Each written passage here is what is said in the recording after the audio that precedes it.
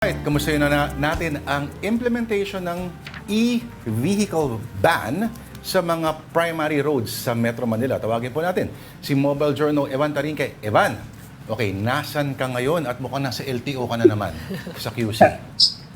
Top third, nandito tayo ngayon sa may Recto Avenue, no, kung saan isa to doon sa mga daanan na pinagbabawal yung itong mga e-vehicle. Pero top third, no, update lang, kanina lang ay inanunsyo ni President Bongbong Marcos yung pagbibigay ng palugit sa mga e-bikes, sa mga naka-e-trikes na apektado nga, pati yung iba pang apektadong mga sasakyan na walang hulihan muna. Ayon kay President ayon kay President, kailangan pa daw ng sapat na panahon para sa malawak na pagsisiyasat tungkol sa ban na ipapatupad, no?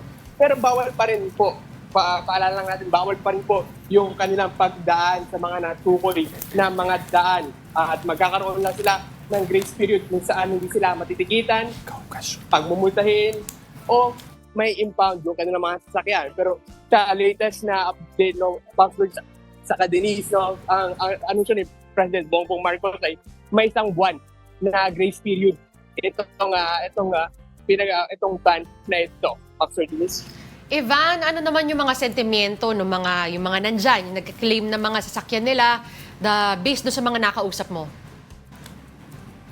Yes, Denise, kanina nakausap natin, no, sabi nga nila yung 2.5 daw ay napakabigat dahil nga usual yung kanilang yung 2.5 na to yung 2.5 na to hindi lang naman daw isang araw nila kinikita, no? Tapos yung mga e-bikes naman na mga impound ay usually ito daw yung ginagamit nilang pan-transport papunta sa kanilang mga trabaho. So yung 2.5 saka yung pagka-impound pa nung kanilang e-bike ay napakabigat daw talaga.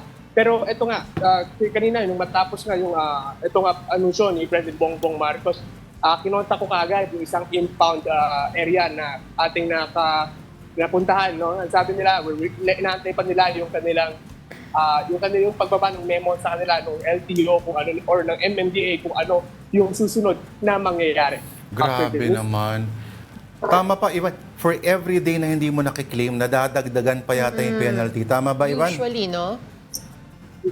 Yes, Pops, dito sa isang napuntahan ko, no. So bale, merong 2 araw na walang bayad actually yung pag na-impound yung sasakyan mo o yung e-bike mo. Pero pagdating nga daw ng after ng pangalawang araw, every day ay may penalty yan na 50 pesos. So kung matagal mong hindi na bayaran yung sasakyan o matagal mong hindi na-claim yung e-bike, ay baka pumalo pa yan ng mas malaki mismo dun sa iyong minulta. And yung isa nga, nakausap natin, sabi niya, yung multa daw, actually mas mahal pa daw yung multa niya kaysa dun sa e-bike na nakumpiska sa kanya. So, makikita natin ang laki talaga ng epekto ng itong hulihan na to para sa ibang mga panggagawang Pilipino. Alright, maraming salamat sa iyo. Mobile Journal, Evan Tarinque.